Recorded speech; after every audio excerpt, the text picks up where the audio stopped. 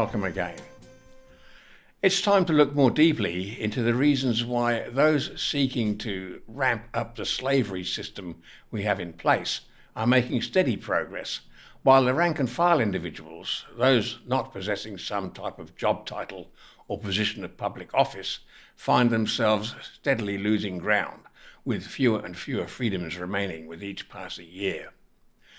We've already determined that because a small number of people cannot effectively dictate to a much larger group based on numerical strength alone, that there has to be a significant level of consent or compliance from the majority in a community for a dictatorship to operate.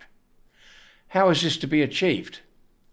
Initially, it is done by the threat or application of violence on a small number of victims to serve as an example to others who might feel inclined to resist. However, it is wasteful of resources to have to perpetually deal with a stream of dissenters or active resistors. It soon becomes advantageous to convince the bulk of the victims that they are better off not resisting, or even better, that there is nothing inherently wrong or illegitimate with a small group or class exercising dominion over the many. This is the process that has been followed, especially in Western culture, since Magna Carta, and even for some time before that. One of the most useful tools in obtaining wholesale acquiescence has been the development of religion, which word in Latin religiare literally means to tie fast, or in practice, the restriction of the mind. Of course, we find religion to be a major cultural force in virtually every human community. Indeed, it's impossible to name any culture where religious belief of some sort is not a factor in a huge number of lives. In the West, where there has been a movement somewhat duplicitously termed the Enlightenment, religion has lost much of its hold over the masses. But this loosening has been cleverly substituted with the indoctrination of the legitimacy of legislative control. This has been aided by the promulgation of the idea of a steady increasing of the knowledge and wisdom of mankind, to the extent that many are willing to defer the operation of their consciences and the exercise of what is usually termed common sense in favour of those professing to be learned in important matters such as law and governance. Allied to this motive is the concept of concealing important facts or knowledge about the true law of the land, and burying that under layer upon layer of legislation or man-made law. Again, it would be difficult to conceal this forever from those inquiring minds motivated by reason and the love of study, so once again there is the fallback position of the use of violence. As George Orwell noted, any dictatorship is reliant upon fraud and force, and once the fraud is exposed, force is the only remaining option. Tacitus expressed the same sentiment a couple of millennia ago. Quote, "Crime, once exposed, has no refuge but in audacity." End quote. However, rather than threaten the populace with open, naked force, which might well provoke serious armed resistance, the usurpers cleverly direct the attention of their victims elsewhere, by continually pointing out the threat posed by the criminal elements of society. The argument runs along the lines of, "Don't worry about us, we're here to protect you against those who have little or no respect for the law, who would surely harm you were it not for our tireless efforts to protect you from their ravages. You can see how hard we're working at this by the sheer amount of legislation we produce." How reassuring. As Will Keat points out, once people abdicate their responsibility for self-governance, they embark upon the road of an endless stream of legislation, aimed at covering every possible infraction of rights that one human may inflict upon another, a road which has no end, given the ceaseless ingenuity of the human mind in concocting frauds and evasions. It's so much easier in the end for each individual to simply honour the natural law and their obligation to behave morally toward each other. I'm going to construct an argument here which is so extreme as to invite ridicule, which is the usual outcome when one pushes an argument to its extremes. Nevertheless, we will see where it leads. One of the most sacred rules of those who would be tyrants is to restrict the ability of their potential victims to resist. In most parts of the world, that means very strict gun laws. The most notable exception is, of course, the United States, where, despite the statutes enacted in various states, the people have a federal constitutional right to bear arms in self-defense, and specifically in defense against excesses of government force, the famed Second Amendment. Those in favor of gun laws cite the number of gun-related homicides every year in that country. Indeed, the latest figures show an average of around 19,000 per year for the past 5 years until 2022, an increase of nearly 3,000 per year, especially in the COVID pandemic era. The gun homicide death rate per 100,000 people in the US is about 10.6. However, it is much lower in the US than it is in many other countries, such as Latin American nations like San Salvador and Venezuela, both in the high 30s, and Colombia and Honduras, both in the mid-20s, and much higher than in most other Western nations, which typically average from less than 1% to less than 3%. Of course, these statistics don't show any account of the number of serious crimes or homicides prevented by the prospective perpetrator being confronted or prevented by the appearance of another armed person on the scene. No, the emphasis is entirely upon the threat posed by criminals, especially those armed with lethal weapons, and especially those involved in mass shootings. The actual daily rate of gun homicides in the US is about 40 per day.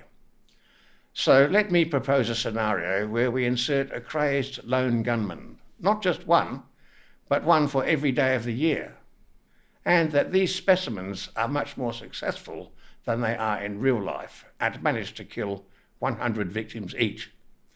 Not only that, but they do this every year for 100 years. How many victims would that be?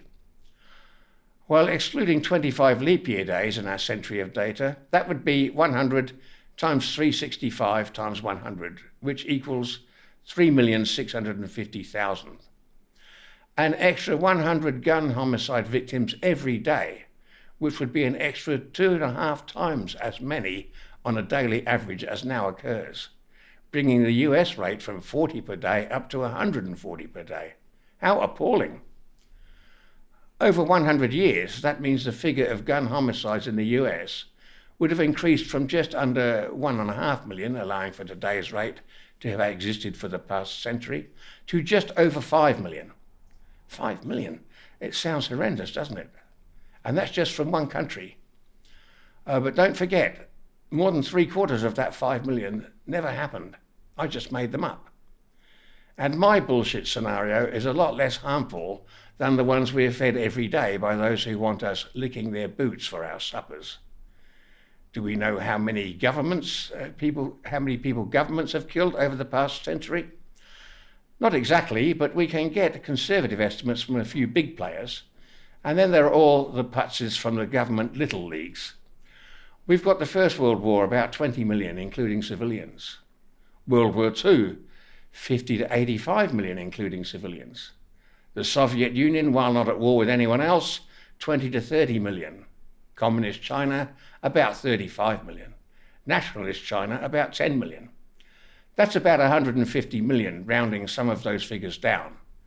And that's not counting all the civil wars, some of which, like the US example, wasn't a civil war, but a war waged by one nation against another group of states which had exercised their constitutional right to withdraw from the Union. But that's a topic for a different study. We have to ask the question, how many people would Stalin, Hitler, and Mao have killed had their countrymen been armed and able to resist? Which is really the greater evil here? Is it any wonder that governments are constantly pointing their fingers at petty criminals, crying, "Look over there at those mobsters and drug dealers," or "Look at the genocide being practiced by those religious fanatics and insane ideologues.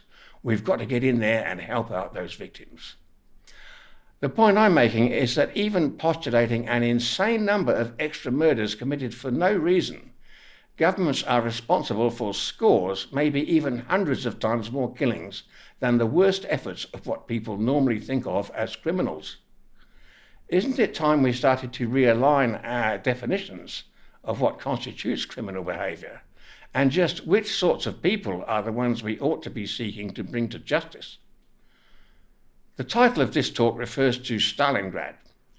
Stalingrad was the site of probably the most brutal conflict in the Second World War, and one which turned the tide of the war in the Allies' favour.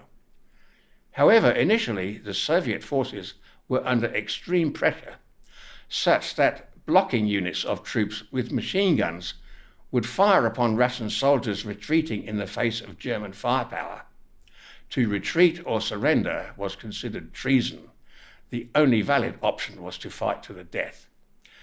This is the nature at its extremity of physical conflict between competing totalitarian states. Individual human lives are accorded no value at all, apart from what destruction they may inflict upon other human beings.